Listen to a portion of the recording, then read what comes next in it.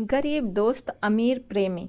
Champagne की बोतल खुली और मस्ती का दौर शुरू हो गया। नेहल के पेंडेंट के सोशल मीडिया पर टॉप 5 रैंक हासिल करने के बाद ये दूसरी बड़ी खुशी थी।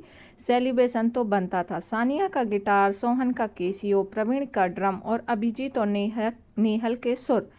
पहले स्कूल फिर कॉलेज के बैंड में साथ रहा। ये दोस्तों का ये ग्रुप आज इतने हुनर को प्रोफेशनल बनाने की राह पर अपना पहला कदम रख रहा था। आज उन्हें एक वेडिंग प्लानर के जरिए अपना पहला काम मिला था और मोटी रकम भी। पार्टी में सबने अपने करीबी दोस्तों को तो बुलाया ही था, गर्लफ्रेंड और बॉयफ्रेंड को भी बुलाया था, क्योंकि उनके बिना तो मस्ती कंप्लीट हो ही नहीं सकती थी। रोहन आज बहुत डैशिंग लग रहा था। डांस फ्लोर पर थिरकते रोहन और नेहल पर सबकी निगाहें ऐसे टिक गईं जैसे सम्मोहित हो गई हों। सबको ये एक परफेक्ट कपल लगता था। डांस करते समय उनकी केमिस्ट्री पर सब मुग्ध थे। रात के 2 बजे नेहल कैफ़े से बाहर निकली तो देखा शिवा कार लेकर बाहर खड़ा है। तुम यहाँ? नेहा आश्चर्य से बोली। मैंने सोचा इतनी रात को कैब कहाँ मिलेगी, इसलिए तुम्हारा इंतजार कर रहा था। So nice of you. Nehal ने एक लापरवाह मुस्कान उसकी ओर फेंकी और कार में बैठ गई। माँ ने मखमली पर्दे हटाए तो गुनगुनी धूप नेहल का बदन सहलाने लगी। नेहल के मुंह पर चादर डाल लेने पर नेहल की माँ ने चादर खींचते हुए डांट लगाई। तेरी सब बातें मान ली हैं हमने, पर तू हमारी सिर्फ एक बात नहीं मानती। कौन सी बात? नेहल ने अंगड़ाई लेते हुए ऐसा भोला सा मुंह बनाया जैसे कि कुछ जानती ही ना हो। बेटा, इतनी रात को अकेले घर लौटना ठीक नहीं। तुम लोग दिन में पार्टियां नहीं कर सकते।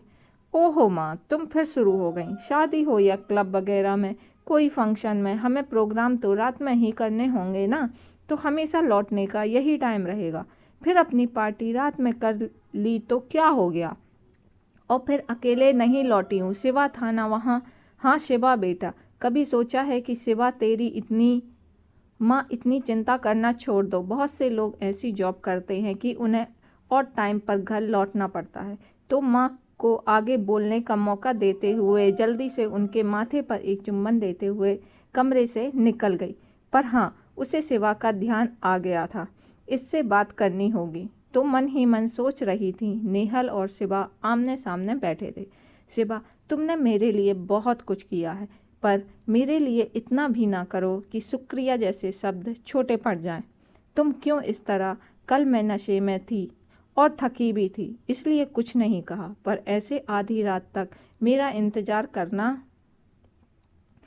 तुम नहीं जानती हो कि मैं तुमसे प्यार करता हूँ। तुम्हारा ख्याल रखना, तुम्हारे चेहरे पर खुशी देखना मुझे वैसे ही खुशी देता है जैसे तुम्हें संगीत देता है। शिवा झिझकते हुए ऐसा बोला। इसलिए तो मैं आज तुम्हें खुलकर समझाने आई हूँ कि तुम्हारा मेरा कोई मेल नहीं है। मैं और रोहन, जिससे मैं शादी करने जा रही हूँ, शहर के सबसे अच्छे स्कूल के टॉपर, और तुम एक साधारण स्कूल के 10वीं पास हो। मेरा मानसिक स्तर तुमसे मैच नहीं करता। मैं तुम्हारे साथ खुश नहीं रहूंगी, समझा करो। शिवा को समझा बुझाकर नेहा चली तो गई, पर मन में उसका उदास चेहरा और भीगी पलकें देर तक कसकती रहीं। ये कौन सा बंधन है उसके और शिवा के बीच में? उसे शिवा को उदास भी नहीं देखा जाता, पर दिमाग उसे स्वीकार भी नहीं कर पाता है। नेहल की शादी रोहन के साथ तय हो गई थी। रोहन अपने घर में नेहल के लिए एक स्टूडियो बनवा रहा था। ऐसे में एक एल्बम में काम करने का अवसर जीवन की सबसे बड़ी खुशी लेकर आया। हमारा स्टूडियो भी तैयार है। कितनी खुशी की बात है। मैं अपना पहला एल्बम अपने घर के स्टूडियो में बनाऊंगी। रोहन के साथ ये खुशखबरी बांटते हुए नेहल की आंखों में खुशी के आंसू थे, पर रोहन के चेहरे पर तनाव सा आ गया था। तुम कोई एल्बम नहीं बनाओगी? नहीं बनाओगी? क्या मतलब? नेहा अचकचाई। देखो नेहल, मैंने तुम्हें इशारों में कई बार कहा है। अब जबकि हमारी शादी को कुछ ही दिन बचे हैं, मैं साफ साफ बताना चाहता हूँ कि तुम्हें अपना ये शौक छोड़ना होगा। छोड़ना होगा? तुम्हारा मतलब क्या है? ये मेरा शौक ही है, प्रोफेशन भी है, और फिर इसे मैं क्यों छोड़ूं? वही मेरा मतलब है ये प्रोफेशनल छोड़ना होगा। हॉबी के तौर पर फैमिली फंक्शन में जितना चाहे गाओ बजाओ, इसलिए तुम्हारे लिए घर में ही स्टूडियो बनवा रहा हूँ। पर मैं नहीं चाहता कि मेरे अलावा कोई और तुम्हारी खूबसूरती को, तुम्हारे कला के जादू को सहराते हुए आह भरे। कहते हुए रोहन ने नेहा को अपनी बाहों की तरफ खींच लिया। फिर रोहन अपने होठों को उसके बालों और गालों पर साता हुआ बोला, वादा करो तुम सिर्फ मेरी बनकर रहोगी। नेहल ने रोहन की आंखों में देखा। वहां सामंतवादी सोच के पचेसिव रंग देखकर वह दंग रह गई। रोहन अपनी धुन में था। मुझे तुम्हारा यूं दोस्तों के साथ मस्ती करना अच्छा नहीं लगता, इसलिए मैं अपना काम धंधा छोड़कर तुम्हारी हर पार्टी में अवेलेबल रहता हूँ, तुम्हें औरों की नजरों से बचाने के लिए।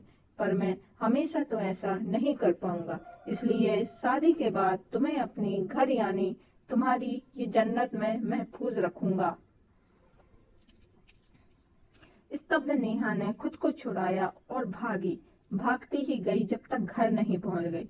उसे याद आती जा रही थी कि शिवा की बिन मांगी सहायताएं, उसके साथ तरह तरह के माइक लाने कितने बाजारों में भटका था वो।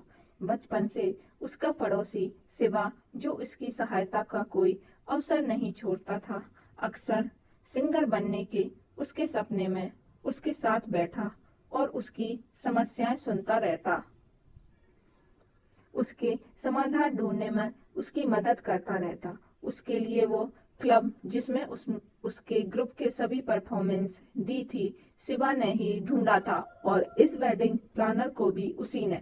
बचपन से वो अक्सर उसकी मायूसी के पलों में दोनों उंगलियां क्रॉस कर उसके लिए सिंगर बनने की दुआ मांगा करता। कहा करता था कि तू एक दिन सिंगर जरूर बनेगी, मैंने टूटते तारे से मांगा है मैं तेरे लिए, तू यहाँ अंधेरे में बैठी है। हम ढूंढ कर थक गए, कमरे में अंधेरा था, इसलिए ध्यान ही नहीं गया कि तू हो सकती है यहाँ। क्या हुआ बेटा? घबराई माँ ने नेहल का चेहरा देखा और अपने हाथ में लेते हुए कहा।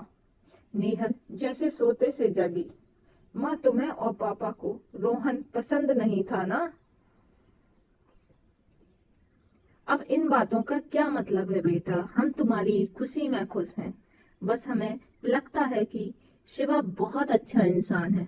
उसकी आंखों में तेरे लिए सच्ची चाहत दिखती थी। पर नेहल माँ से लिपटकर फूट फूट कर रो पड़ी। अभी देर नहीं हुई है बेटा, शादी की तैयारियों की तू चिंता मत कर। सब कुछ सुनने के बाद माँ बोली, कैसे ना करूं, पापा की मेहनत की कमाई है। नेहल आंसू पोंछकर मुस्कुरा दी और कमरे से बाहर निकल गई। माँ को कुछ भी समझ नहीं आया। शिवा, तूने मेरी सभी व्यवहारिक समस्याओं का समाधान किया है। बता, एक हफ्ते में मुझे कौन सा स्टूडियो मिलेगा एल्बम रिकॉर्ड करने के लिए? तू तैयार हो जा, निकलना पड़ेगा देखने के लिए। शहर में स्टूडियो की कमी थोड़ी ना है। पर पहले बता कि ये हालत क्या बनाई है? रोई है क्या? शिवा परेशान हो गया। हाँ, मैं सोच रही हूँ कि स्टूडियो तो मिल जाएगा, पर तेरी शादी का जोड़ा 10 दिन में कौन सा लेकर सिलकर देगा? नेहल शरारती मुस्कान के साथ बोली, मतलब क्या है तेरा? तू अपनी मर्जी के लड़के से शादी कर और खुश रह, पर मुझसे शादी करने का मत कहना। कह चुका हूँ पहले भी, मैं शादी नहीं करूँगा। नेहल ने पहली बार शिवा का गुस्से में कठोर चेहरा देखा। वो उसके बहुत करीब आ गई। मुझसे भी नहीं। नेहल से सब कुछ सुनकर शिवा की पलकें भीग गई।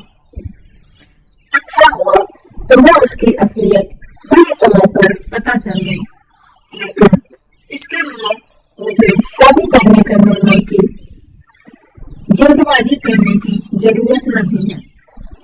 अगर मैं तुझे पसंद नहीं पसंद तो इंतजार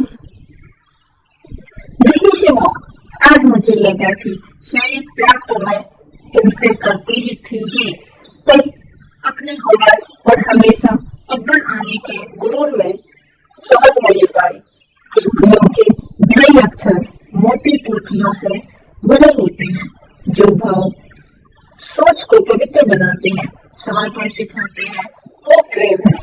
और जिसमें ये बहुत अक्षर नहीं पड़े, उसकी सारी तरह लिखाई बेकार है। मुझे किसी का इंतजार नहीं करना। तो फ्रेंड्स, बताइएगा ये खूबसूरत सी लव स्टोरी आपको कैसी लगी, और यूं ही आपको और भी आगे कहानियां मिलती रहेंगी। तो अभी तक चैनल सब्सक्राइब नहीं किया तो सब्सक्राइब कर लें, वीडियो अच्छा लगा तो लाइक कर दें।